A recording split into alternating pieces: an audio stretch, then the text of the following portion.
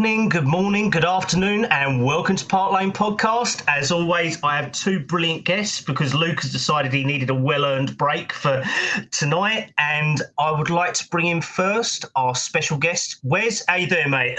Yeah, all good, thank you, Kallum. Always nice to kind of have a weekend where Spurs have won. Obviously, we've not had it for a couple of weeks, I'd say, barring the Newcastle result, and obviously we didn't have it much last season as well. So yeah, no, nice to come on when Spurs have won, because Luke only tends to call me up after a defeat or a dodgy spell. So yeah, it's nice to come on and talk positive for a change. Exactly, mate. I'm more positive than Luke, so it's great. I'm coming on for a winning one. So what can I say? It's brilliant. And as always, Mr. Harry Scarf, my esteemed co-host, as always. How are you doing, mate? No, very good, thank you. I'm actually really looking forward to this show. I'm looking forward to getting into it, like Wes says, after a win. You know, not a therapy session that we used to every Sunday, every Monday for me on my own show, but looking forward to getting into it. Lovely stuff. Right, let's go through some comments. See who's here. Jay, as always, good evening, mate. Thanks very much. Obviously, the FIFA stream was on, I believe, was it last Wednesday? Was it this week or Thursday? I think Luke and Winnie had a great day on Thursday. We'll go with Thursday, which was brilliant. And that is all. And that's always going well. Me and H still haven't caught up and started playing FIFA yet with them, so eventually we may do. Yeah.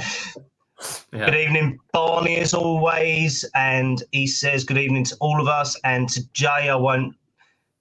Yep, there we go. We've got Jay in the chat as well. Scarfy, there we go. Johnny, as always. And Thomas.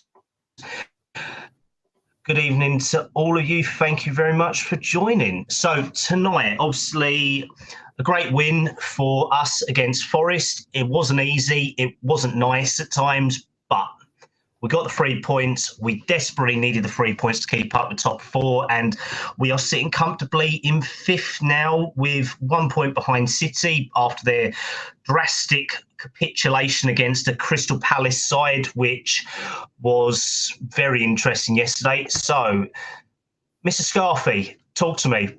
What was your thoughts on the lineup to start off with on Friday night, and how was you feeling about it before the game? No real surprises in there to me. Well, one surprise on the bench, and that was to see Eric Dyer back. And I also didn't hear the news. I don't know, I was at school in the week, but I didn't hear the news about Bissouma getting injured in training. So it's a bit surprised to look at the bench and he wasn't there. And then I found out that eventually later on during the game that he is out because he's injured in training. Great, totally need that right now. But no surprises. Sarcastic, sure. There's no real surprises in that. I think that was the best team to go with. It's good to see Kulusevski and that 10-year-old Johnson against his old club. Son on the left again. So it was all very good. Wes, did you see the before the match lineup, or was you too busy, mate? Yeah, I have to profess, I coach on a Friday night, so this Sky have absolutely done me in here with this one. So I actually kind of missed the first half, which was a little bit unfortunate, but I managed to get home in time, literally just in time for the second half. But yeah, I think obviously I then had to catch up really quickly with regards to what had happened in the first half and obviously the lineup and stuff like that. But it kind of appeared that we lined up, I think, as we expected.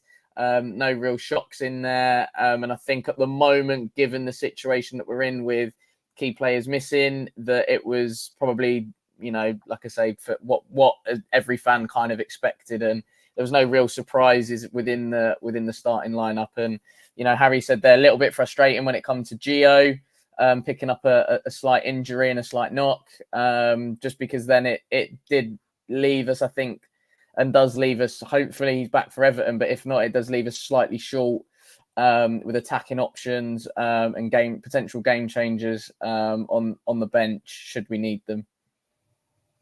No, that's pretty much what I think everyone thought. It's the best lineup possible from 5 minutes before kickoff. And obviously, by the end of the game, it was a lot different to what we'll probably see against Everton. But we will cover that later on. So, obviously, 2 minutes in, Son goes through on goal and it goes wayward. It's one of them where I think, as always, good start by Spurs, and very much when you look at it, we think, is it going to be another bar? We can't hit a barn door from 2 yards out.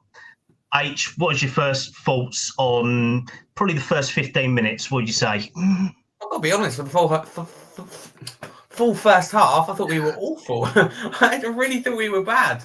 I think it was up there. I mean, Wolves was bad, let's face it, but I think it was up there with the worst I've seen. But, we went into the break when they were up. First 15 minutes, not too bad. But, as the first half went on, Forest grew into the game a little bit more. So, to be honest with you, I don't know how we went in that first half when they were up, but I take it.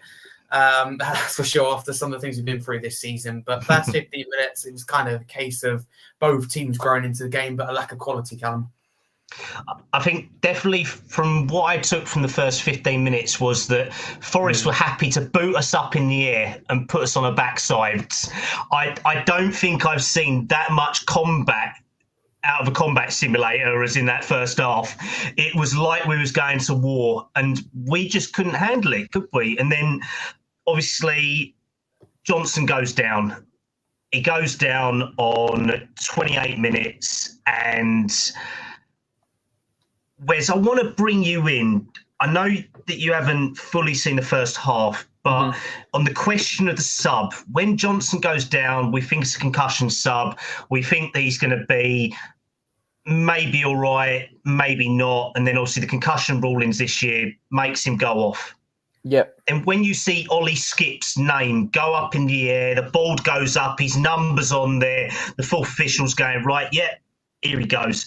And Johnson walks off and you get Skip come on. What would be the thinking that Ange probably had behind that, do you reckon? This is Ange, so it could be anything here. It could be it's all we got, mate, to be honest. Or it could be a bit of a tactical thing. I genuinely think it was all we had, to be honest. Like I say, obviously no Lo Celso. I was a little bit shocked though when I heard about it, and Brian Hill wasn't one that potentially would have come on, and then maybe stick with Kulusevski in that 10 position. I think the way Kulu in particular has taken to operating inside and operating in more central areas. I think he's done really, really well. He was a real key figure, I would say, in the game against Newcastle. Cheers, Winnie.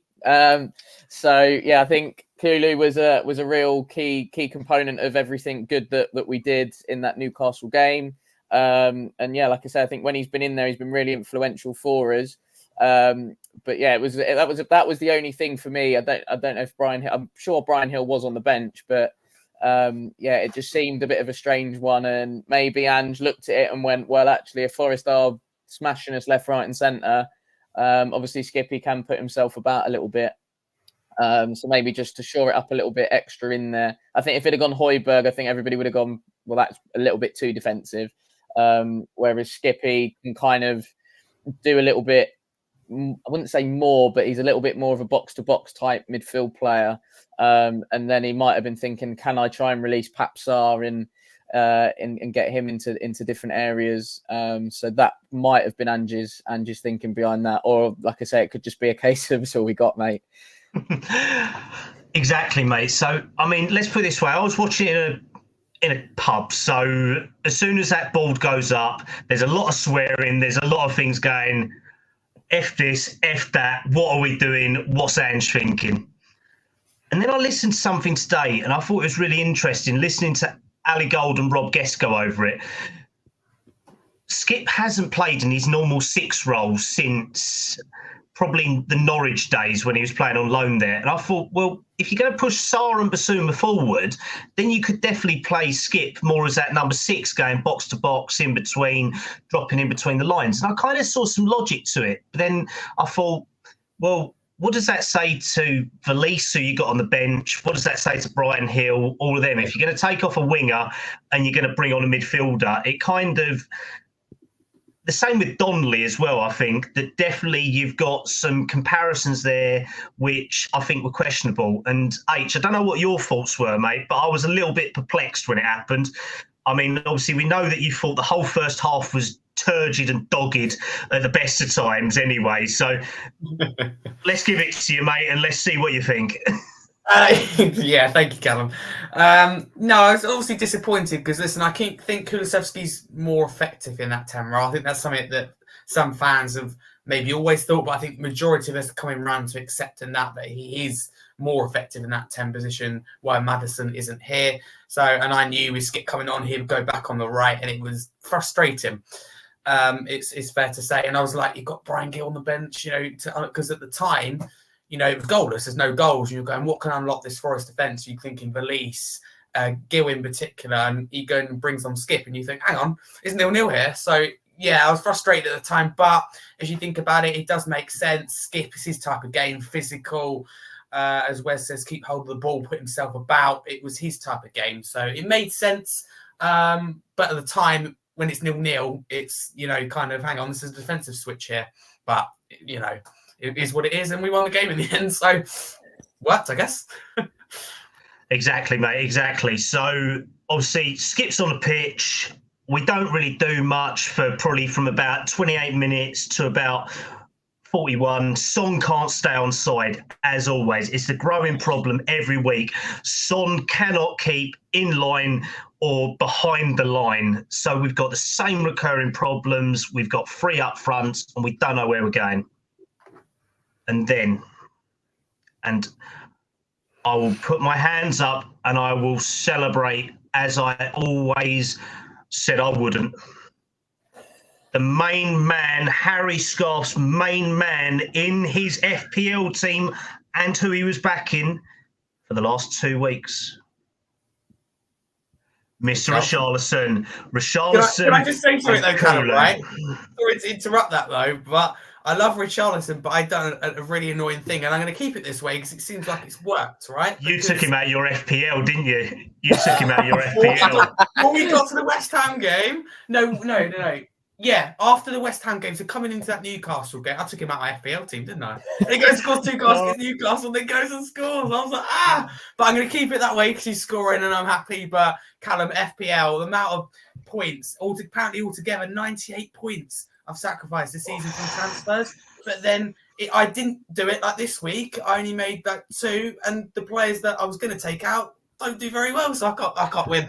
I'll give up. We get to that towards the end of the show, but Richarlison, he's smashing it at the moment. Didn't I tell you though?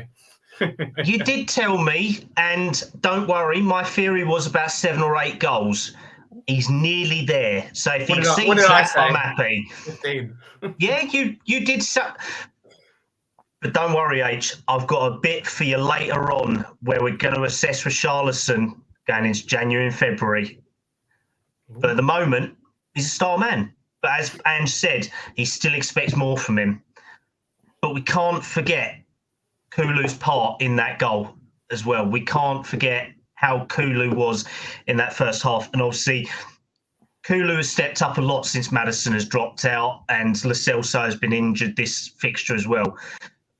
What can you say about Kulu, boys? Because I think he's been absolutely outstanding the last 2 to 3 weeks. And he's had a good season, but I think he's really stepped up in the last couple of weeks. So, Wes, what do you think? Yeah, I think it was one of those where when he plays out on the right-hand side, because of the way Ange has got to set up with the wingers literally hugging the touchline, you're looking at him sometimes and going, he's not doing anything, like hook him, because he's being really, really ineffective. But then what probably some people don't see is actually the amount of work that he gets through within a game. Like Enough put a shift in for the team. We all know he's got quality when he's on the ball. His delivery, obviously, I know he scored off his back at the Etihad. I was at the game. It was absolute slims in the away end when that one landed. But what I like in particular about Kulusevski, and this is why I think he suits being in the 10 role, is the way he can maneuver almost his body when the ball's coming towards him and turn with it and take the ball off the outside of his left foot. He does it really, really well. But look, I think the fact that he can cover, we've kind of started to accept that he can cover multiple positions now. And I think that's going to prove vital for us as we come into a run now where the games are going to start coming a bit more thick and fast. And obviously we're going to lose Papsar, we're going to lose Son, to obviously Sar with the African Cup of Nations, Son with the Asia Cup. So we're going to need Kulusevski, I think, even more so in that period to really, grab games by the scruff of the neck and really become a shining figure for us this season. But I think last season was difficult for him. I don't think, obviously, his ankle injury didn't help. But then when he came back, he wasn't the same. And then I think this season, obviously, new manager, he openly said even after the game that he loves playing this style of football. This is his type of football. And he's absolutely shining 100%. So, yeah, give me a ginger from Sweden any day of the week, mate. Exactly, mate. And that ginger from Sweden cost us 30 million in July. And Man United have Sancho and they have Anthony with a combined transfer fee of nearly 130 million. And what are they doing? Jackal. So maybe Paratici actually has done some well for us. He might have been convicted. He might have been banned from world football. Some of the deals he got us have been outstanding. I think, Kallum, some of those deals are the reason why he's getting banned from world football, because absolute daylight robbery on some of these. Exactly, mate. Exactly, mate. Obviously, H. So, Kulu, what's your thoughts? Sir? Amazing. I've got to be. Can I be honest?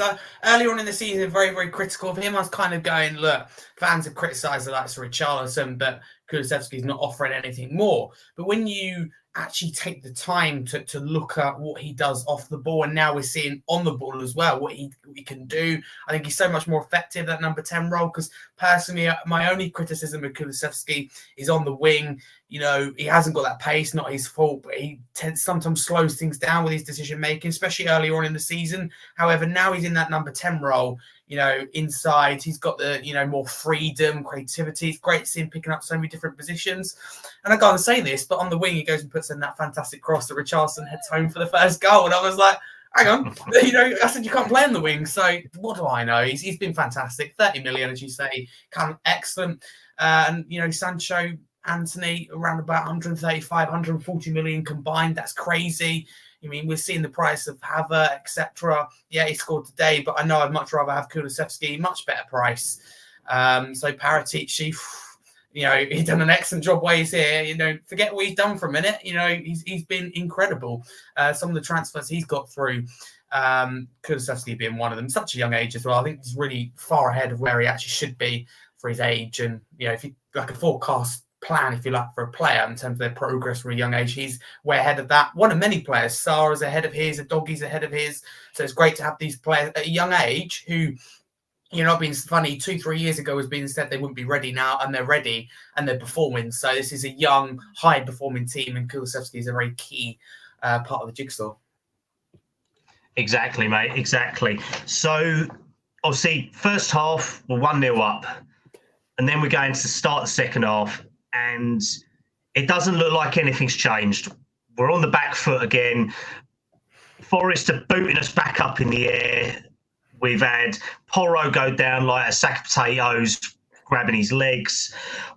And then we get to round about the 60th minute, and Forest score. I had to put my hands in my head when looking at it and thinking, 4 people in the offside position, how the hell does it go to VAR? Boys, talk to me, because this is becoming, and this is where the only time I'm going to swear on this show, this is how big a load of bollocks that VAR is being this year. So please talk to me, because if not, I will end up ranting and raving and going mental. Go on, Wes. Mr. Harry Scarfy. I'll let Wes go first. I was actually probably more critical of the fact that nobody followed Elanga in, and the defensive line decided to stay really high. And it was just one of those where you're looking at it going, does nobody want to follow him in, lads? Like, you're just going to let someone have the freedom of the 18-yard box to put one in. But then obviously look back on the replay, massively offside. And it was actually a good line from us. But I think what's becoming the issue is not VAR itself. It's the people operating VAR. And I'm going to use, obviously with the offside there, linesmen and women are obviously told to, don't put your flag up straight away. Wait so VAR can kind of do its thing. And I think that's a prime example of it there. Like everybody knows offside probably, and then all of a sudden flag doesn't go up or whatever, and then VAR sort of intervene and check the goal anyway. But I think with regards to VAR itself, not that I want to go into a VAR debate, but with VAR itself, the actual what it's used for, and what people's perception of what VAR should be used for. And VAR is used for certain things, certain criteria, probably should be more. And obviously, I know they're looking into it. But there's this perception from fans that VAR needs to cover everything, and it's not there to cover everything. But on that particular occasion, I think if you apply the old rules where lino, flag up, offside, thank you very much, we all get on with the game. But obviously, because their new directive is you've got to wait, obviously, in that situation, it's a goal. VAR checks the goal and, massively offside. And like I say, I was really unhappy with the line or the fact that nobody followed the players in because you would probably look at it and go, well, actually, if that ball's coming across, you want at least one player, going in and trying to affect it. But, I just think it turned out to work in our favour. But having said that, it could be a time where it doesn't, so we need to be wary of that. Exactly, mate. So H, I want to give two questions to you, mate. So obviously, number one, your thoughts on the VAR, but number two will be, how long do you think this high line will survive? Because how many more times, like Wes said, are we going to keep so high, and how many times are we going to survive this offside trap that we're playing? Because there's only so long it can keep going, isn't there, mate? Yeah, exactly. They're only, two amazing, very lengthy questions, actually, so I'll try and get through it as quick as I can. First question with VAR. I agree with most of what Wes says. For me, again, I think they're trying to allow the goal. I don't know what takes so long. There's four players in an offside position. None of them interfering, but Alanga, I could see it a human eye. Okay, you want to double check, you want to draw the line, 10, 15 seconds max. Doesn't take that. God knows how long it took. It felt forever. And it's like today, we see with Liverpool, Man United, right? For me anyway, you may disagree, clear and obvious error by the referee to send off Dalot for two different offensive, two bit discipline, if you like. In the same bit, okay, you get a yellow card for swearing his reaction, right? But as a player, you do that. I think that's just natural reaction to a decision, and that's the game's gone if VAR isn't overturning things like that. You see, VAR was brought in for clear and obvious errors. It isn't overturning clear and obvious errors like that. First game of the season, very clear one. I'd love to go back to Man United and Wolves. Involves Man United again. Sorry. With Onana, where he takes out two Wolves players and he doesn't give us a penalty. In rugby, you'd be sent off for that, let alone football. So that is the worrying thing. And then they're getting involved with other things and making it take ages. The idea of sin bins is a joke. Potential orange cards. It winds me up, Kallum, because it is, it's a clever bit of technology, but however, it's based off someone's opinion rather than facts, and those opinions change week in, week out by the same individual, by the different individual. Because we three here, right? I'm sure we all have a different opinion or a different perspective on the handball rule. But what I found shocking, two rules that you want to know in football: offside and handball. But in particular, handball rule, I couldn't tell you anymore. Especially the handball, I couldn't tell you what isn't handball, because we've seen up here hit the arm. Luke Shaw, that's hit. That's come off him about 3, 4, 5 times and isn't given us a penalty. But the other day, PSG versus Newcastle, it doesn't even hit. He hits his elbow, it comes off his body, and it's still given as a penalty. So, Howard Webb, take a long look at yourself. Stop tying yourself in the web. Bye-bye. And second question. Yeah, exactly. And about the high line, it's criminal, isn't it? It's you shooting yourself in the foot, literally. And that is the real issue. And, if you're going to do it, you need Van der Ven with his pace. Quick is, registered player in the Bundesliga last season. Why he's not here? You just can't do that. And not being funny, but it's a possibility of Dyer playing against Everton with a doggy suspended. I think Emerson will play left back, and they'll keep Davies there just as how good he's been. But it's a possibility of Dyer getting on the pitch. Dyer's already, somehow developed a habit. In about 5 minutes, he stepped on the pitch of not being able to follow that line. So that worries me. You see, the line's hard to keep, but against Forest, you look at it, that's disjointed. We got away with it. And I looked at him at first and thought, oh, yes, we played them offside. When you look back at it, it's actually not, fairly tight. All the 3 players of Forest, one was Bolly, I don't know the other 2. They're clearly offside, and, I don't know what they're doing. But Alanga, we nearly played him onside. There was a big gap, and it's disjointed. So for me, I personally scrapped that high line until Van der Ven is back. And I love Ange, but this isn't Scotland, isn't the Scottish Premiership where you can get away with it. You've got no quality, no one to, necessarily test you, but we're up against top teams that are going to punish you, whether they're their best or not. So for me, the high line's criminal. No way, Thomas. That is not happening. If it was down to me, Højbjerg will stay on the bench. Dyer can stay at home at Hotspur Way somewhere. I'll go and see him on my way to work, and I'll say, see you later, you can go back to Portugal. Obviously, just one more bit on VAR and the offside bit. Oh. Where on someone's body do you measure it from? Is it a fingernail? Is it a toenail? Is it someone's hairy legs? Is it someone's shin? Is it a bootlace? Is it the back of their boot? Is it how long my hair should be, but I don't have any? Where does it go? Where does it go? It's a good question, right? But what they referees and PGML, whatever, whoever, they may make it harder for themselves because every year that rule changes. Not being funny, I wouldn't want to be a referee right now. You get treated awfully by fans, by players, and most of the time, rightly so, not being funny. But then you got the rules changing left, right, and centre. I don't know what a handball rule is. I don't know how a referee does, but how can you teach a referee a handball rule? It's ever changing, and it's based off opinion.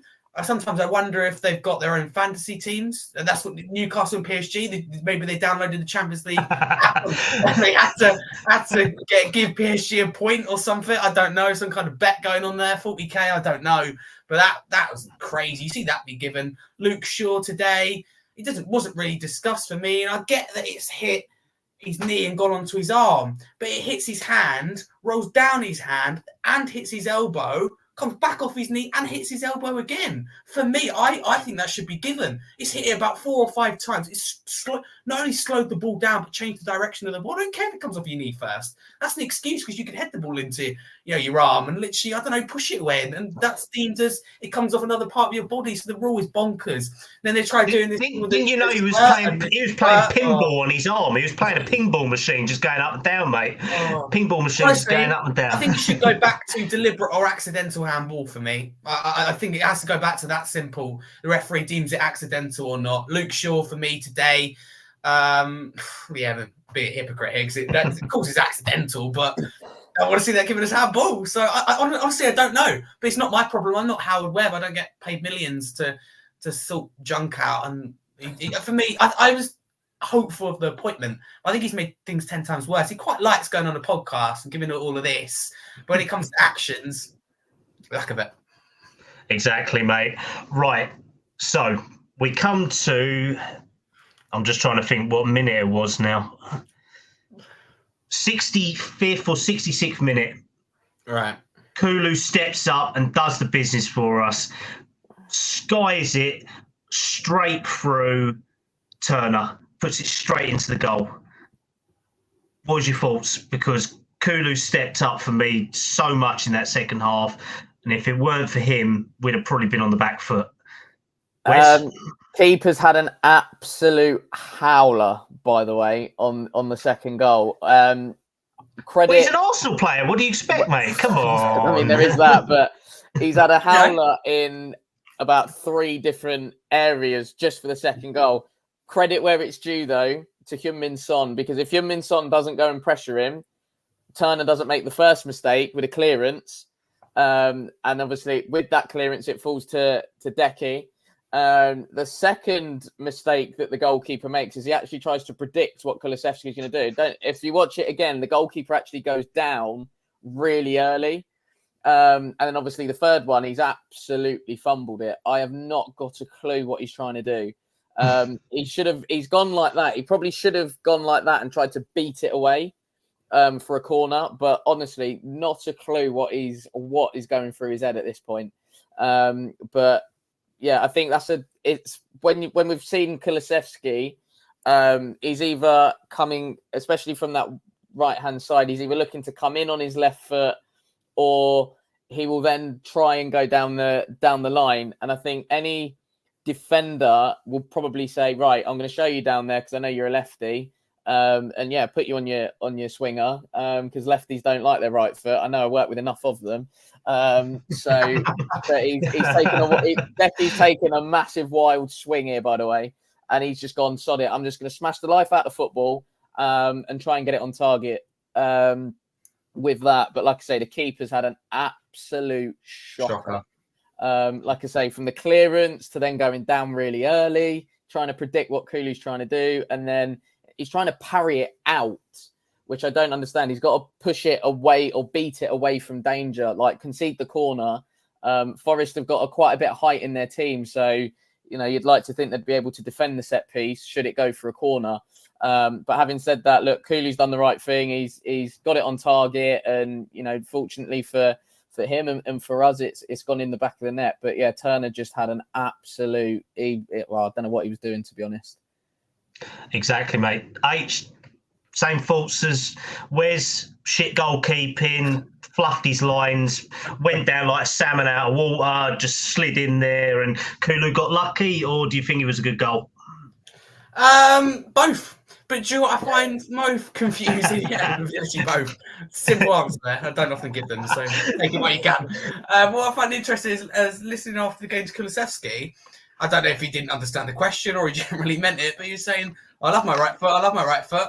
It's very, very strong. And I was like, hang on, mate, I've never seen you shoot with your right foot before. Your left foot I thought was your strong one. So he's a lefty. Harry, he's a lefty. They hate their right foot with a passion. Look at Eric Lamela. Yeah, exactly. That's what I thought, right? And then he goes and says, I love, I don't know, say I love the right, I love the. He just kept repeating himself. I don't know if he was having a joke. I don't know. It wasn't evident, but it really puzzled me. I thought, hey, you never shoot on your right, but that confused me because, like you say, if you're left foot, you have a really strong left foot, Gareth Bale, but not as much right foot. But as long as you have a really strong left foot, but I just think with Kulusevski on the wing, he's quite predictable. So I wanted him to go to the number 10 role. I'm a defender, which I am. I look at Kulusevski and go, right, you're stopping cutting in his left foot. He does nothing else. But now he's gone and proved against Forest. He actually does have a right foot, just hasn't used it before. But yeah, horrendous goalkeeping. But yeah, it was pressed from Son, but you can easily dribble around him. You can, pass out from the back. You can clear it easy. I think where it started was he took a heavy first touch. He didn't know who to pass to. He wanted to play short. And the time he realised there's no one to pass to, Son was pretty much in front of him, and he's, completely messed it up. If that's me, very rarely play a goal, but I'd be absolutely fuming because, I'd absolutely whack that. But then he's trying to play out from the back. I don't know why. When you get pressed, again, we talk about shooting yourself in the foot. It's another example of that. Yes, it's a good goal and has crazy power. Am I being too harsh saying that he can get a stronger hand on it? Probably. But, when you make that kind of mistake, the best goalkeepers make up their errors, and that is why Matt Turner's third or fourth down the list for Forest. They just had a lot of injury problems in goal. but just a quick one on that, Kallum. Like if you look at the Liverpool game that we had at home this season, and you look at the second save that Vicario made at his near post, quite similar in the sense that Strike has gone at him with a lot of power. Vicario beats it away. And I believe we can see the corner. That's what Matt Turner should have done there, really. Yeah. I respect it's hard. Kulusevski got close. He didn't know. You don't expect Kulusevski to cut on his right. But for me, I'm not saying I would have kept it out, but I would have wanted as a goalkeeper to get strong connection on it up high and at least give yourself a chance. But it's he's lost. Exactly, mate. And considering Forest usually play long ball football, and them trying to play out from the back is really quite surprising. All I think it can be is that Steve Cooper had two options for the game. He goes with height with the likes of Chris Wood, or he goes with pace with Gibbs White and Elanga in behind. He went with pace. And I suppose you put the ball up front, you know, are you going to win the header? Davis was straight over the top, run onto it. yeah, for me. And listen, I love the way we play, but I've been brought up with Mourinho's football, Nuno's football, Conte's football, and as a defender myself, I'm always, you know, in that position. I'm just smashing it out of play. I'm not doing Eric Dyer versus Wolves and hope it doesn't lead to anything. Not quite like that, but further up the play. But you know, I don't know what he's doing. But if you're going to do that, then I don't know, try and do a little Cruyff turn or something. Don't just gift the ball to. I genuinely don't think, though, Harry, that Turner could have played out. If you look at the reaction from the defenders after he's taken his touch, they're all facing the other way, and they're all expecting him to clip it long. So it's not like Murillo after the touch is like dropped in, so he can just play a short one. You better put it out of play and Forest regrouping and getting back if you're not sure. I think what he's tried to do is gone, sod it, I can't play short, so I'm going to have to. And usually when you say that to a goalkeeper, it's like, right, if you can't play centre back, clip it to a full back. But he's just got his angles horribly wrong. I've never. He's got it horribly wrong. I've always said, give it to your centre backs or get it upfield towards the number. I don't mess about with it. But I think if full backs and risky going out of play. If Turner goes straight with a kick, he goes straight into Son. But then he's tried to, like I say, he's gone like, right, I'm going to have to go full back because my centre. Surely you can get it over Son though. He's a goalkeeper, for goodness sake. Yeah, I know, but he's shit. He's not the greatest goalkeeper. Let's all agree on that. So let's move on, gentlemen. So obviously, all going swimmingly. We think, we're coasting along. Comes 70th minute and into the 70s, and then Bissouma has a Bissouma moment, and we look back and think, what's going to happen here? And he goes in high, and initially it looks like he was trying to clear the ball, but there was no need to do it. There was no risk to the game, and he goes in with a high boot, which probably could have snapped the Nottingham Forest player's leg, and obviously goes to VAR, and Hillett gets brought over to the pitch side monitor, told to upgrade his yellow card to a straight red. Obviously, in slow motion, it looks horrible. And the debate has been all weekend where we go, is it red? Is it yellow? Is it nothing? Was it intentional? Was it not? Straight facts of the matter. It's the second time that Bissouma has done this season. And the whole spine of our team now is getting unnecessary reds and yellows. So I don't just want to cover the red card. I want to cover the overall disciplinary debacle that we're in now, when we've got two of our best players out, in Udogie on a second yellow and Bissouma out. So, obviously I know that this really infuriated you with the red, and you was definitely in agreement on red. So we'll go Bissouma first. Definite red, and why, mate? Listen, I've never swore on a podcast, and I aim to keep that record, but I think this is going to be a real struggle. Let's use the word idiot now with Bissouma. I don't know what the hell he is doing. Let's be honest here. Clear red card. You know, we all call out VAR, but this is an excellent moment, giving the referee an opportunity to see it for himself. And ultimately choosing the right decision. I don't care how much contact there is. It's high. There's no need to do it. But the thing is, okay, if it's 0-0, I'll get it a bit more, right? Frustrating, really frustrating game. Haven't been able to break down Nottingham Forest. Sometimes you have to take that risk. And I respect, because I've been told a lot of times, you know, no risk, no reward. I completely accept that. When you're 2-0 up, but it's his fault. So really, there was no need, was there? There was no need for him to do it at all. It's shocking. If you look at it back, I didn't realise how bad that touch. It's a shocking first time. It's a National League, Sunday League type touch. It's awful, right? But except you lose the ball. But for me, as a defensively minded player, if you like, I lose the ball there. I don't fully commit to that tackle. If so, not that high. I drop back and make sure I'm an extra body back to make sure that it doesn't result in a goal. And I'm never am I thinking, right, let's lunge and hope. Never. You just don't take that risk when your team are 2-0 up. At the end of the day, we face Manchester City. We probably drop points there, 2-2, 3-2. At the very best, of course. Let's say even the likes of Arsenal at the moment. So it's pathetic. We're starting with Bissouma. Do you want me to move on to the rest of the players, or are we waiting? We'll wait until when we do the Everton preview, Right. mate. I think that'd be the best thing. Yeah, deserve to go. And now we don't see until February. Say no more. So what's that? 15 games that he's going to miss or something like that? He's only played 15 this season. He's going to miss nearly 10 games now for AFCON and red card. Yeah, it's about 9. Yeah, because this is 4-game suspension now. So he misses the Everton, Bournemouth, Brighton, the Burnley FA Cup game because it counts as a converted suspension as well. And then he's not back to early February if Mali do well in AFCON. So, yeah, which they usually no do. need. Yeah, exactly. So where's, from a coaching point of view, if you saw one of your players do that on the pitch, would you be lambasting, shouting at them, going, "What the hell are you doing?" Do you know what? Do you know what it is, right? I'm actually more annoyed at the way he received the ball.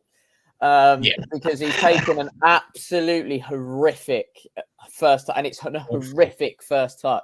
He doesn't need to receive the ball in that way, right? Bissouma likes the touch with the bottom of the studs, everything else. He could have easily done that. There's no pressure around him. The only thing I can think of is he's tried to do the famous Thiago little hip swivel, and he's got it horribly wrong. It's a straight red. It's a nasty tackle. But yeah, it's now like, when I was looking at it at the time, I was literally going, "What are you doing? Like, what on earth are you doing?" And that's just with him receiving the ball. Never mind the tackle in itself. I know Yates was putting himself about a little bit as well, where maybe he's tried to stick one on him, but it was just a reckless high tackle, not the type of tackle we want to see in the game these days. But that was the thing for me. I was more annoyed at the way he's received the ball, and then obviously after that he's gone, right, I've got to try and make up for my error, and he's gone flying in. But would I lambast? Probably be like, "Look, Eves, like, what's going on here?" If I'm, at the level that he's at, say for example, if I'm Ange, I'm going to be like, "Look, what are you doing? What are you playing at there? There's just no need." Obviously I work with a lot of younger players, so I think that approach would be slightly different. So I'd be like, "Look, you know what you've done there. Just make sure it obviously doesn't happen again. And look, but just make sure that they understand that, look, you've put the team under pressure. They know they've done wrong, but it's like, now look at the impact that you're having on the team and your teammates and everything else, because now, and in that game, the way Forest were going at that point, they were just starting to get back into the game. And I know they had a big chance with Toffolo, which was a fantastic save from Vicario. But again, it's like, putting ourselves under more pressure. And the big thing for me, though, after that, and if I'm Steve Cooper, I'm getting Kallum Hudson-Odoi ready straight away. And I don't know what took so long. Yeah, it was baffling. I turned to my dad and was like, "Why is he not getting Hudson-Odoi on? Get him on, get him on one wing, get Elanga on the other, and just say, you two stay out wide and stretch." Chris Wood up top as well, with the ball in the box. That solved Forest's problems. He'd probably score. Yeah, but Chris Wood can't move. That's probably why. You get the cross right.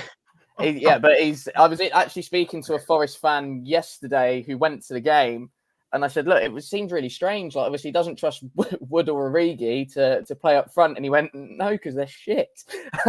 So, it was like, well, if I'm Steve Cooper, like you say, bring Hudson-Odoi on both wings. I drop Gibbs White back into that number 10, that creator role, and I put either Origi and Wood, maybe even both, if you really want to go for it, up top.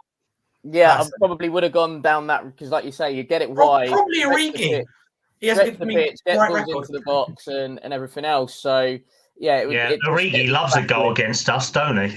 That goes down well. Yeah, it was just baffling from Cooper's point of view why he waited. I think he waited a good 10-15 minutes to get Hudson-Odoi on the pitch, and they're going, "What are you doing? Just get him on.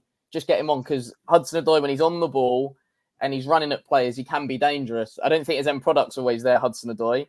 But again, can be a really, really dangerous player. But Bissouma, the Luton one was infuriating. This one was frustrating because, as Harry mentioned there, we're at the state of the game for us is really comfortable. at that point. I know Forest were just getting into it, but they didn't really. I never felt like they were going to pose a bit of a threat to us. Like we looked like we had it sort of under control and stuff like that. And then all of a sudden, Bissouma gets the red card. The Forest fans get up again, and they start believing they can potentially nick something from the game. But the Bissouma one, just really, really frustrating, that one, because he doesn't need to do it at all. Exactly, mate. So obviously, just the last couple of points on the game. Obviously, Yates was an absolute idiot throughout the game, and obviously him holding Son in the box. I don't know whether either you saw that when he actually dragged Son down as well. Theoretically, could have had a penalty. Didn't go to VAR. They weren't interested in it. But in the whole game, I think that Forest got very lucky because Yates kept going, right, yellow card this, yellow card that, the ref. He should have realistically got booked for that. Probably could have been sent off for being a dickhead, but we can't really say that. And then, obviously, like you said, Wes, Forest only had probably two good chances, I would say, when Vicario saved off the line, then they hit the post at the end. Mm-hmm. Other than that, I think they were very toothless throughout the game, and it was just their combativeness. They was definitely playing for a draw, maybe a 1-0 scratch and grab win, definitely from that. It wasn't the nicest game of football, but we got the 3 points. We had to fight for it in that last 30 minutes when we didn't need to. Yeah. Kulu gets man of the match at the end. I honestly don't think there was that other many Spurs players who really deserved much from that game. I think Richie was all right with his goal, but didn't do much else. Son was really not good compared to how he was against Newcastle. There wasn't anyone that stood out for me, but I thought the defence and goalkeeper in Romero, Davis and Vicario actually did really well that game. And Ange obviously singled them out for praise after the game, which was really interesting because he hasn't done that much this season with the defence. He hasn't had a need to. No. Can I be honest, Kallum? I actually don't think it were great. I really don't think it were great. I just think that Davis kind of covered up the cracks, if you like, and he was excellent. A couple of one really good save from Vicario. Like you said, defensive display was what kind of covered it up. We scored obviously 2 goals. You take Kulusevski and Davis out of that team, I don't think we win that game. And exactly, mate. So exactly, because I mean, Udogie and Porro, they didn't really do much for me, and Udogie got that unnecessary yellow again. There was no need for it. It was just disciplinary issues going. I think I've got to be honest, because I've called out a lot of these disciplinary reasons. I'm still looking forward to getting onto it. I'm waiting to be asked, kind of. But I think that was quite harsh, Doggy. And like you mentioned Ryan Yates earlier, should he have got a yellow card? Absolutely. But we can only control our players. You got a lot of Spurs fans going, it's absolutely unacceptable that Ryan Yates did get a yellow card. Okay, can we focus on our own players who are getting these discipline, bro? I couldn't care less about Forest. It doesn't affect me, the team, my club whatsoever in the long term. Probably for about 5 minutes. We won the game anyway. You focus on our own players because it's now affected us against Everton. We're talking about really good informed Everton side that's won their last 4 games. We never see that with Everton, and they'd have 26 points if it wasn't for their points deduction. That's not that far behind us. That's like 7 points behind us, and that is, if you think about that, a team who stayed up on the last day last season, that is mind-blowing and baffling, and it's great to see, but hopefully put an end to that at the weekend. But now we make exactly. We play Emerson Roy out left back, or we bring Dyer in and keep, what do you do? We're limited options, and we can blame Daniel Levy all we like, right? But we shouldn't have a ready-to-go replacement player. Like Bissouma should know better with the quality they've got, the Premier League experience they've had. So people blame people going, look at the players you got for Everton. Okay, a lot of it is our own doing. So you can blame Levy all we like, but at the end of the day, it's not our fault that we're down to the bare bones, in my opinion anyway, against Everton. I think, yes, it was his failure not to get another centre-back, but when it comes to left-back, he was saying, well, look, we had Reguilon, but he's on loan. Perisic's got injured. You got Davis. Emerson can play there. You got a Doggy. So as far as I'm concerned, a lot of our own problems, like put it this way, Chelsea 11v11. Yes, we lose our two best players in Van der Ven and Maddison. We still win that game for me. We win that game and quite comfortably as well. So our own reasons are going to cost. If we want to win trophies under Postecoglou, which I think we can and will, then we need to get control of these things that are quite big things in the scheme of things, and that is disciplinary, controlling players' heads. I like to call out Romero, but he didn't. He should have got a yellow card again. People don't mention that. Should have got a yellow card against Forest. Referee is very, very kind to him, but Bissouma falls under that category as well, and so does the likes of a doggy. So sort it out, Ange. Exactly, and that leads me on very nicely to Everton's come on Saturday, the 23rd of December, 2 days before Christmas. Will Spurs be having a Christmas present? Or will the Toffees be taking all 3 points to the Tottenham Hotspur Stadium? What do you think, boys? Because obviously, let's go for lineups first, because disciplinary issues, Mr. Scarfy. How many players do we actually have who can play on next Saturday? Not enough. I might be called up last minute. Honestly, God. I've sat here and laughed about it, and part of me thinks, it's quite funny, but at the same time, it's quite worrying because, let's use this season, for example. I got called out for a tweet tonight, and I still stand by that because that's me, whether you like it or not. I think Manchester City and Liverpool at this moment in time are good enough for the title. A lot can change. Yes, City for 5 points off the title. I watched Liverpool for 90 minutes. That's an hour and a half. And, I think they play like that. Saturday against Arsenal, they lose 3 or 4-0, and that's a massive statement for Arsenal. I've seen City, they can't beat Palace at home. I mean, don't need to say anymore. They're really struggling at the moment. I think that'll be the case with or without Haaland. But our own disciplinary problems are a big issue because, we've only got 33 points. Not being funny, we should have at least 37, 38, if not more. We couldn't have even been in the 40s. We were that good. We've been that good for some of the performances. Love it. Some things are more important, I guess. It can't be a good Pantone at Christmas time as well, but disciplinary reasons, listen, it isn't acceptable. And seriously, Bissouma and Romero in particular are great players. It's a frustrating thing, but if they're going to cost the team points, which he can do against a bigger opposition, then they have to be sold. I'm sorry, it's as simple as that. Are they the long-term answer? At the moment, it doesn't look like that. So digest that, because that is worrying. If I'm Ange now, and I don't like to necessarily call players out, but if I'm Ange, I go, Bissouma should be disgusted with that. He's got 3 suspensions already before Christmas. Honestly, I would say something like that. We may look to January elsewhere if this problem doesn't stop. I'd really harsh, and then they go, "Oh, won't mess with Ange," or they might go away, and then we might not have the problem. depends what the type of player he is. Because I'm a player, right, myself, who I get criticism. Like you can shout at me, you can give me constructive feedback. I'll go away and improve. I know some players you see for United at the moment, Anthony Fernandez. Rashford, I think the type of players who, I don't know, can't take that criticism and that little bit to improve. I personally always look to improve. And if manager said that about me when I've just done that, I'll be looking to put it right. So that's the way that I'll go about it. If not, deducting wages is another option. It's that serious. People like Spurs fans are trying to, ignore the fact, but they'll be worried when it comes to Arsenal and we get a player sent off and we lose the game, and they'll be changing their mind then. So we've got to solve the problem before it gets to the latter stage of the season where points and positions really count. I'm not saying anything else on it because it really annoys me. Baseball, sort it out now. Wes. Yes. Where are we going to be in terms of team selection for Saturday? Where's your head at? Where's your thoughts at? And what you're going to stand by for late this week? Yeah, play the 23s at this rate because that's all we got. I think, listen, I was actually kind of thinking about the sort of lineup for Saturday, although having said that, Everton, 23rd of December, 2 days before Christmas. I've seen a script like this before. Oh, yes. The 6-2. I was at that game as well. Great banter at 4-1 for us to start singing to them. You should have gone Christmas shopping, which was brilliant.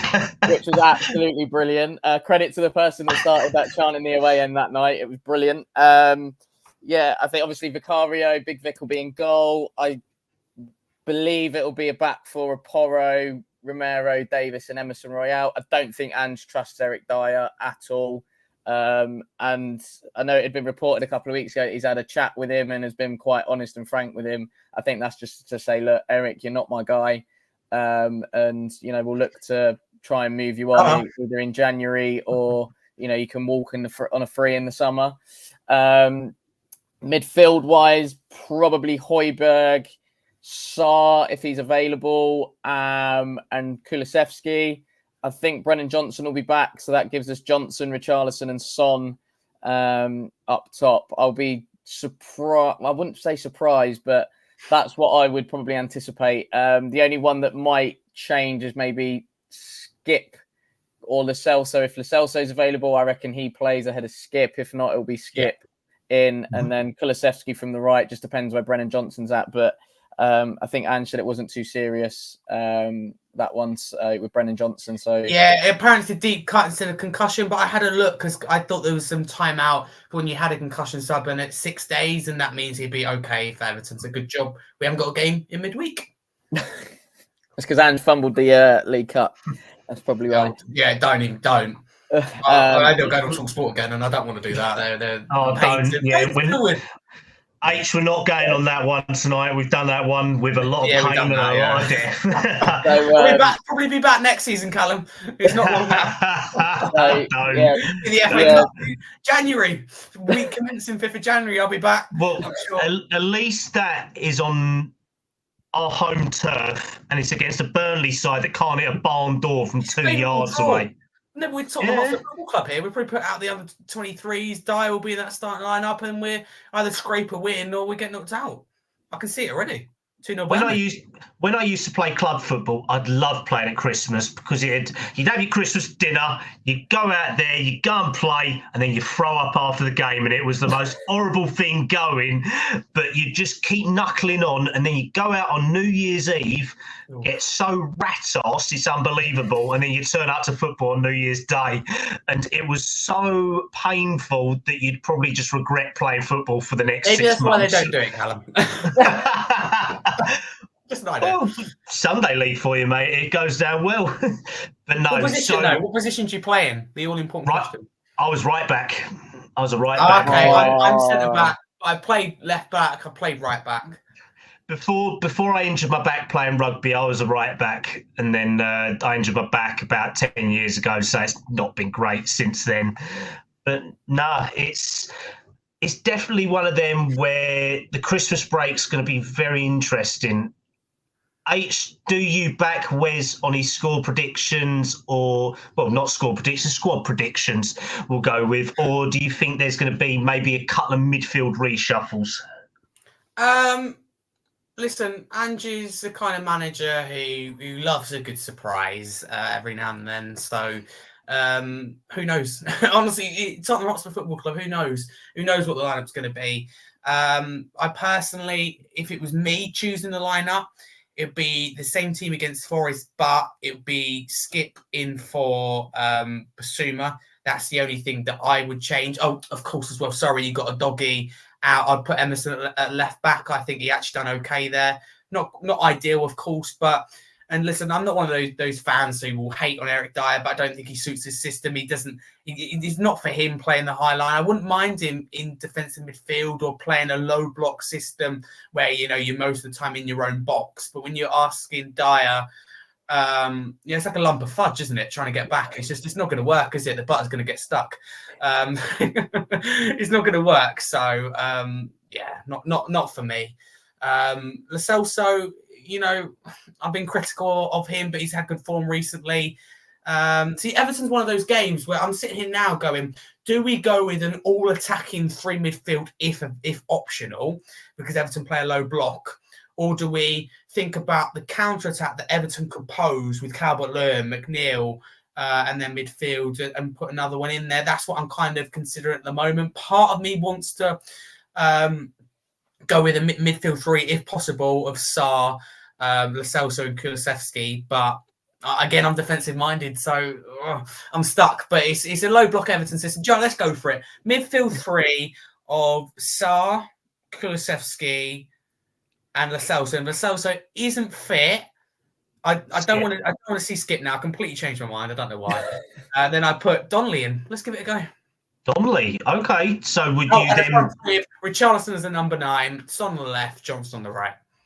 So would you play Donnelly as your 10 and Kulu as your 8, dropping down sort of thing, or No, would you go? I'd put Donnelly as the 8. I think he can do it. From what I've seen, I'd like to see something new. Yeah, I just think, Kallum, it's that type of game. When you've got injury problems, you've got to try these players. Newcastle don't with Lewis Miley, it's probably the best decision they made of the season. Exceptional, great goal, by the way. Very happy for him. They thought he'd be a defensive midfielder, but they put him in the number 8 role. And they've even put him in the number 6 role, and he can play it. So credit to him. And I think we've got a player on our hands in Donnelly. And if we have a player on our hands, then good players, I always think, can play multiple positions. Something Wes, I'm sure, can hopefully agree with. It's one of them where you definitely wish you had Devine still in the squad, something like that. Because I think this would have been him or who's the guy that went to Stevenage this summer? Harvey White. Harvey White, I loved at youth level watching him play, and I think he would have been such a good player for this. But honestly, we don't have the options for that. So, gents, the moment we've all been waiting for. Score predictions, please. Wes, what are you going for, mate? 2-1 Spurs.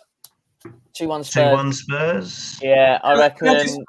You go. I reckon Sonny is going to score, and I also think that Brennan Johnson will score as well if he plays. If he doesn't, give it Richie. What score do you say again, Wes? 2-1. 2-1. 2-1 Spurs. 2-1 Spurs. H.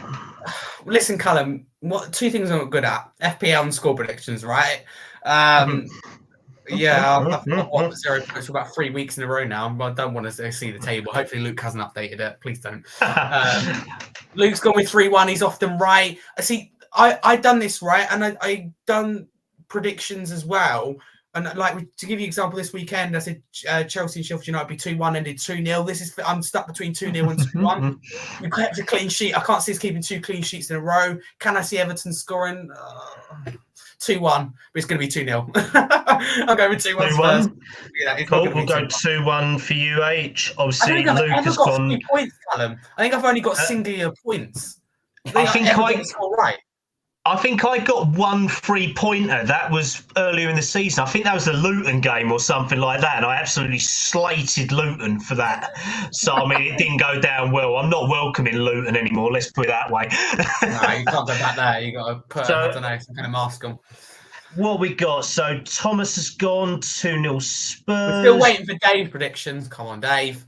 Oh, don't worry, Dave. We'll update Dave's later on in the week. Johnny's gone 2-1 Everton. What a surprise. Johnny, come on, be positive for once with us, mate. Barney's going to go 2-0 Spurs. Jay has gone 3-0 Spurs. Oh, give over, Johnny. Goodness sake. This is top of the league. Goodness me. So, I'm going to go... Oh, no, Winnie. I've got to do Winnie's one as well, mate. So what's Winnie gone for? Winnie's gone 2-1 Spurs as well. Oh, I'm going to go... the score prediction nobody went for. I'm going to go for 1-0 Spurs. I'm going to go 1-0 Spurs for tonight. Boring, Kallum. Right, okay. No, I want a Christmas present where I'm happy, mate, instead of having a load of Everton fans texting me going that I'm an arse. So I'll go for a boring 1-0 win, and it will make my Christmas. When you put it in that context, I can agree with you. Well, the problem is I've got a load of Liverpool mates, and they'll give me a load of crap if we lose to Everton. So I mean, it won't do me any favours. They can beat a deflated and I don't know, awful, probably the worst in recent year Man United side. If Liverpool play like that Saturday, seriously, I think Arsenal could beat them 4-0 easily, absolutely. And they play like that against us at Anfield, we're smashing them. Fully fit team, we go there and we send a message. I'm sending you.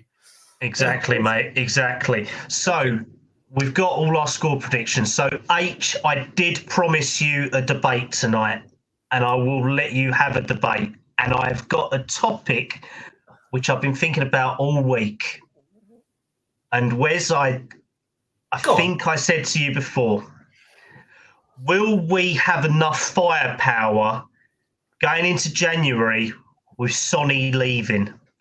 will Valise, Ritchie, Donnelly, Kulu and Johnson and Brian be enough for us? Or do we need more than a defender that Ange wants?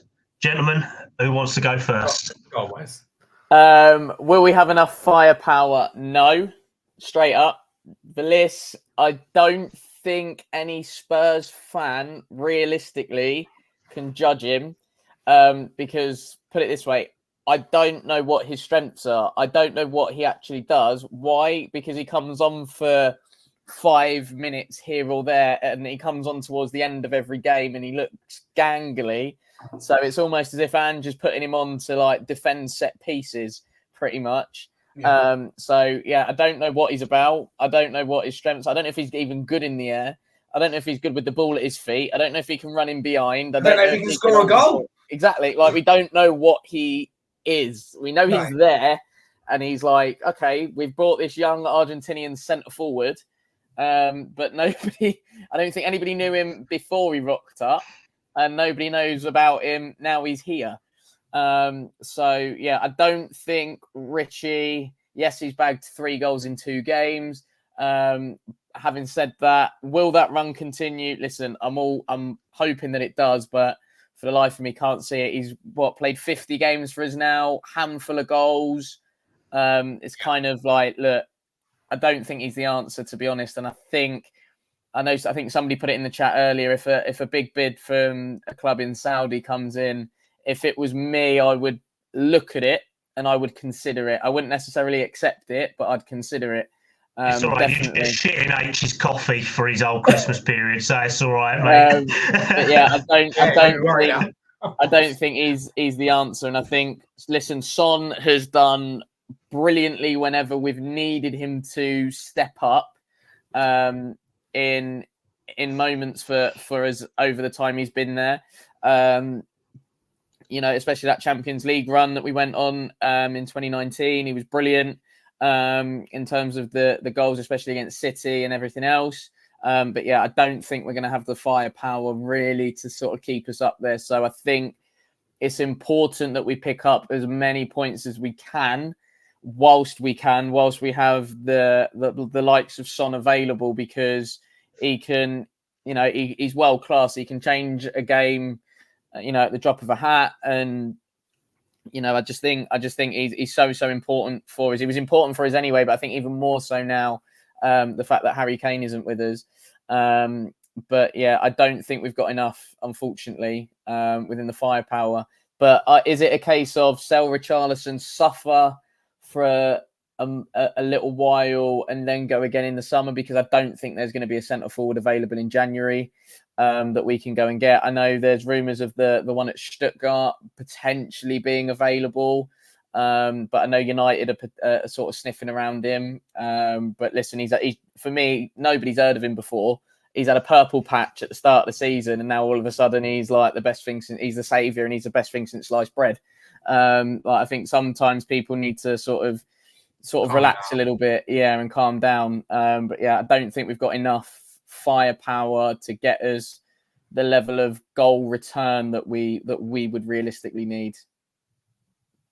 No, I think your points are very valid, mate. And obviously there is Jota out in Saudi. He ain't kicked a ball for 6 months, so is he worth a punt on? Do we think about when United were apparently going to get Werner from Leipzig? What's the point of that crap? It's all of these options. I think we do have enough in the tank for it, but I think that we're definitely going to have to find goals from other outlets in the team. Mr. Scarfy, I know you've been looking and you've been waiting. I know I need to release you. Go on, sir. I'm kind of stuck between two, because I've got to be very careful of not being a hypocrite. Someone who says it's not a disaster, if we only sign a centre back, and then you read those names out and go, oh, no way. But listen, it depends how serious we are. And listen, I don't like to put this question out here, but I'm going to, because I don't think I don't think we're going to win it, but to be in the conversation is potentially, let's say I don't know, the hierarchy of the club believe that we can potentially be involved, even if it's an outsider, in the title fight, right? We have 33 points at the moment, around about 6 points off. I don't think we can do it, but if we believe that we're serious, and if we believe this is the right manager, which for me, simple question, yes, but that's got to come from higher up, and I do believe they think that, then we go out there and we look at Ivan Toney and go, let's outbid. No, wait. We outbid Arsenal, Chelsea, Arsenal, Liverpool. That is what a serious club does. We go out there and pay the money that's required, and we are a serious club, and I know that. However, am I going to be crying if we don't sign a striker? No, because this window for me, we just need a strong centre back, and I'm going to say the name over and over again until people are sick of it. Tosin Adebayo. People go, why hasn't he played for Fulham? He's been injured. I think he's class. I think he's an excellent, strong backup defender. Harry, if he's that good, he'd be playing for Fulham. He is playing for Fulham now. He was injured. Mate, Tim Ream is 36 years old and is keeping him out of the team. He played the last match. Diop played again at the weekend as well. Like, so Adebayo, the team must have been. Gentlemen, I will go to our resident Fulham fan in the chat. Bobby, he's playing now, but Ream only because Ream's out. There you go. Fulham's best centre half injury 36. He started off really well as well. Damn it! But I don't think Ivan Toney's the answer either for the centre forward. He can play. He wouldn't suit the way that we play. Yes, not a chance. I think he would. Not a chance. Of course, number 9. He'd score loads of goals. I think he really would. He puts the effort in for Angie's system for a start. He does at Brentford. I think it's not that far off. Look at the way Brentford play. Look at the way Tottenham play. Brentford, get it to the wide centre-backs, clip it forward, and play in the opposition half. But they also can play some beautiful football. Yes, but they play it in the opposition half. They don't tend to really play too much. I don't see how that affects the number 9, though. Of course it affects the 9. If the ball's going out, if the ball's going to your centre backs or your full backs and it's clipped into you as a 9, right? And this is why Tony's effective at Brentford, because he gets in between the centre half and he's great with his back. Why can't he do that at Tottenham? Because we don't play that way. We're very much through the pitch. Listen, we create so many chances that Ivan Toney would score in this team. Of course, we need someone like a Harry Kane, but I think Ivan Toney's the closest that you're going to get. People say Son can play this system, and he can. So I think because we don't go back to front as quickly as Brentford do. We agree to disagree on this. I'm going to disagree with the coach. Telling you, Brentford go back to front really quick, and that's why Tony's effective. He wouldn't suit Tottenham at all. Can I ask why he's linked with Liverpool and Arsenal then? Because there's not that many centre forwards about. That's why. So why there's not that many centre forwards. There's not that many centre forwards about that, and it's because he's English, a homegrown quota. Forget if it's possible or not, but okay. Firstly, people forget it is really hard in January. Okay, for any club, it's not easy. Only deals are done when the player's not wanted or they're about to leave on a free next year. But who would you realistically? Would you be looking for anyone? Would you wait for the summer? Would you even have a look? I'd have a look in January, see what's available, 100%. But I think that's probably already been done by Laja or Langer or whatever his name is, the new sporting director who's coming from Villa.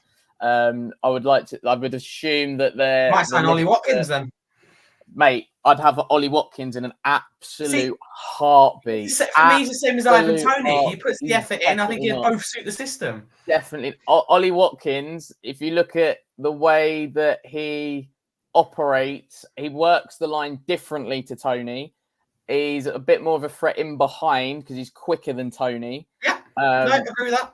So I think Ollie Watkins would, and his movement is 10 times more cleverer than Ivan. And don't get me wrong, Ivan is a decent centre forward, but at the price that's being quoted for him, I would 100 million taking the piss. I'd go nowhere near Ivan Toney. He's 27. I don't think that Brentford hold out for 85. They failed with David Raya. I think personally he'll go for about 80 million to Liverpool, but it's crazy money. I get that. So you want to spend 80 million on a centre forward who is 27, 28? That's why I wouldn't. That's why I wouldn't. You've said this is you've said about Ivan Toney. I'm giving you Ivan Toney right now. 80 million for a centre forward that's 27, 28. So you're probably going to get him for 5 years max. I know new contract rules state you can only go for 5 years, so that's fine. Not much international experience on that either, by the way. But that's only because he's betting issues. Well, that's his own fault. Yeah, I know that.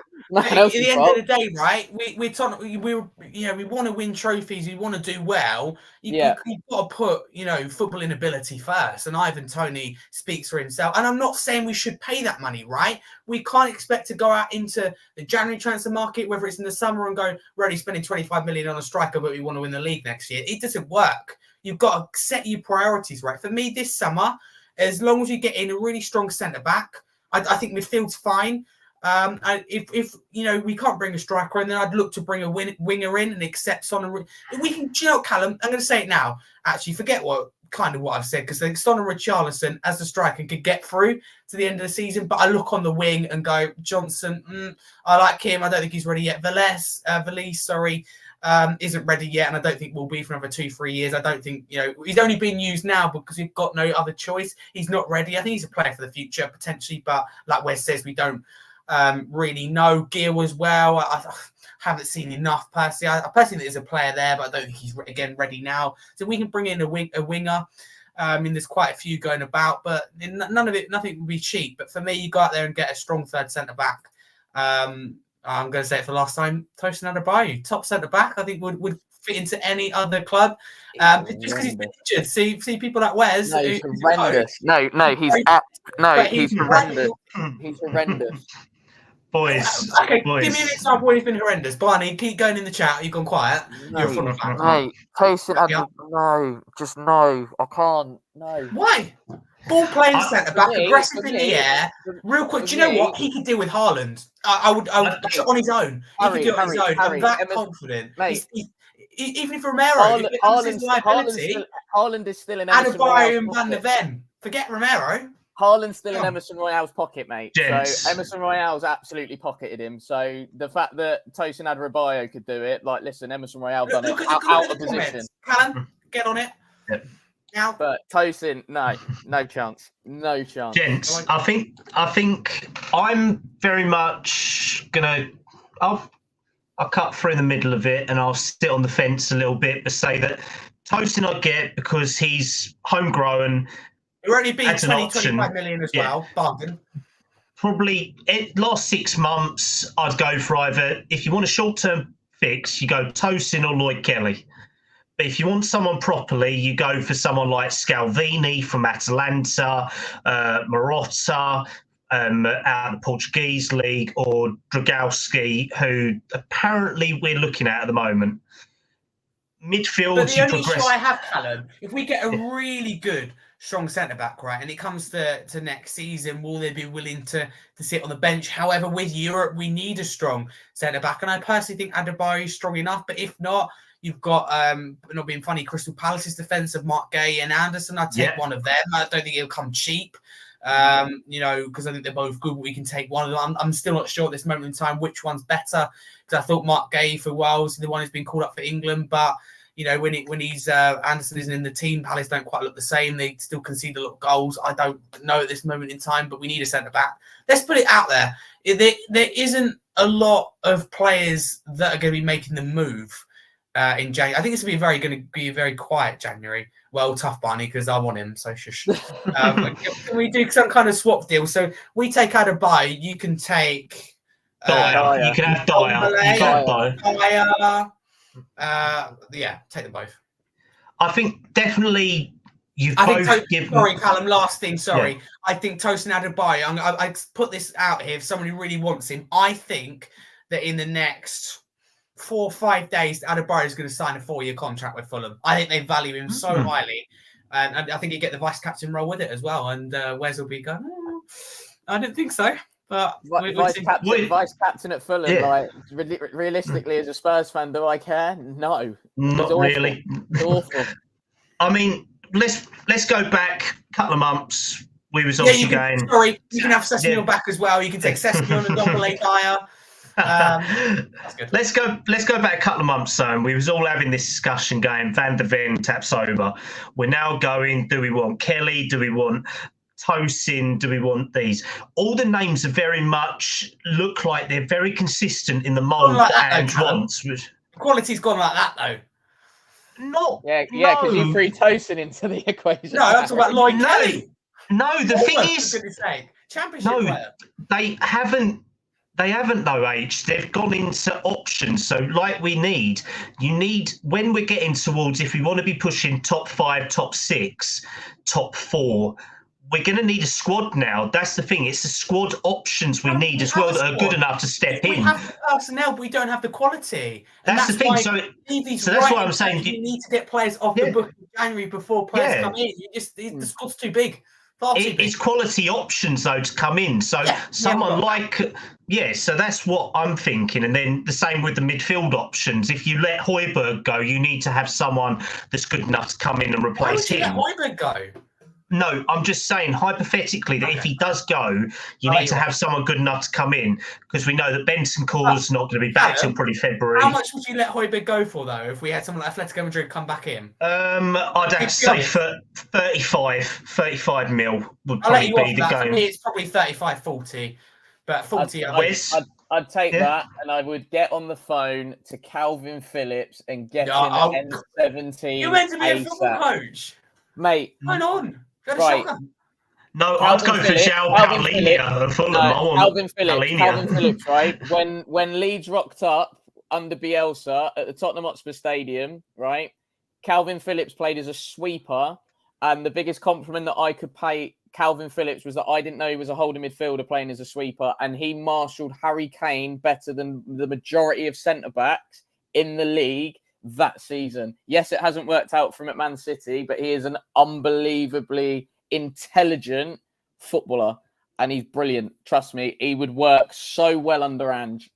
I'm backing Calvin Phillips for Spurs. Honestly, I think he'd be absolutely brilliant under Ange. Honestly, he would transform our midfield, and then everybody will be like, he will be the Calvin Phillips that we saw under Bielsa in our Tottenham team under Ange Postecoglou. I promise you. I think I'd go with you on that, mate, as well. And he brings that homegrown quality that we'd need. Because remember, our quotas for homegrown are so low compared to Poch leaving that we're going to have to meet them next year if we do want to be in Europe as well. So we've got our ideas on forwards, we've got our ideas on midfielders, and we know that we can't agree on centre-backs because one way or another, someone's going to be happy, someone's going to be unhappy. So I think definitely I've enjoyed that debate. I think that we've all got a lot of good views. H, I know you. Wes, I know yours. I'm going to keep quiet on mine on my final choices, but I'm just going to say 3 names. Scalvini, Phillips, and Watkins at the top. There we go. We'll go for them as my 3 options if I had a happy war chest in January. So, after that show, I think we've had a very nice night. I think, as always, it's been a pleasure, gentlemen. And Wes, where can everyone find you, mate? Right, strap yourselves in for the outro. So I am on Twitter at Wezo10, the unofficial Moussa Dembele fan account, as I like to say, because he's the greatest player that I've seen wearing a Spurs shirt in my time following the mighty Spurs. So yeah, don't tend to get too involved though on Twitter debates because I end up getting cancelled or banned for bizarre reasons. I am a good boy though on there, I promise. Instagram is at Wezo32. Again, I usually am at Spurs game. I'll be at the Everton game as well. So really, really looking forward to that. So yeah, usually up and down the country. Following Spurs amongst some of the other stuff that I do. And then I have my own football coaching business in the Milton Keynes area, Dele Alli country, for anybody that doesn't know where it is. So it's Kickoff Football Academy or at Kofa MK across all your socials for that. That's a wrap. Lovely stuff. And Holly just tuned in to see you talk, Wes. So it's lovely as always. Mr. Harry Scarf, as always, my friend, thank you very much for coming on and joining me tonight, mate. Where can everyone find you and who you got on your show tomorrow night, mate, as well? Firstly, thank you very much, Kallum. Done a really good job as a host. You should be the host going on. It's great to just say, it's great to have debates, and I think that there should be more of it. But can't always that way in life, is it, Kallum? But if thank you very much for coming on. Just a hint there. If you want to follow me, you can there, Harry Scarf 22. Don't forget to like and subscribe to Park Lane Podcast. These two guys here. I'm also one of 3 hosts of South U Quiz it changes, but every Friday, 7 p.m. usually. This week, Wednesday, I'm on Hotspur TV's channel, and we're going to dive into that Everton game once again. Monday, my own show, so tomorrow night, 8 p.m. I've got Ben on, my good friend from Bateman Talks Tottenham. I've got Travis regular on the show and a new one in Mark on the channel, so it should be a good one. Analysing in depth the Everton game. Of course, as well, I just want to express my thoughts and prayers with Tom Lockyer as well, his friends, his family, after that horrendous scenes yesterday. And then credit to, both Bournemouth and Luton's the staff, for the medical staff, for their response, and the fans, classy. And just obviously wishing him a speedy recovery, because that was horrific to hear and see. Being on a show talking about the game at the time, so that was horrible. But thank you very much, guys. And also, it was announced last week on the show, I will be leaving Park Lane Podcast at the end of the season. It's been a pleasure. Really enjoyed my time. I think it's an excellent team, and I think it can go places. I think sometimes in life you may not agree with the direction that a certain company, organization goes in, and I think that's okay. And as someone who's opinionated, it doesn't come as a surprise to me, but I've really enjoyed my time at a podcast. So thank you very much. But I will be on until the end of the season, so sorry about that. As always, gentlemen, thank you very much for coming on tonight. Just to take it back a little bit, Thomas did ask, is this our last show before Christmas? We do have one more. We have a show upcoming on this Friday. We will be joined, I believe, by Holly Hotspur. Where's you going to make an appearance, or are you going to stay away because I bored you too much tonight? I mean, to be fair, I've not had the call up yet, so I know it's probably still early. Where's Nora? I won't know till Thursday night. Listen. Put it this way. I am available as a super sub, as Holly will know, because she usually gets me on super sub duties anyway. But I'm available for super sub duties if required. Put it that way. Don't worry. I'm H's super sub and all that. I've been on about 3 times a super sub in the last couple of weeks. Appreciate that, Kallum. But no, as always, we will be doing a Christmas quiz, and it will be Spurs themed. So if we are on, we will be in Christmas jumpers. If we're not, then God knows what happens. I will be in a Star Wars jumper, not in a Spurs jumper. So I will look evil as always. But as always, you can find me at CallumStubbs97 on Twitter. Yeah. And as always, like, subscribe, follow the Park Lane Podcast on any platform you are on. And from all of us, have a good night. Goodbye. Let's go.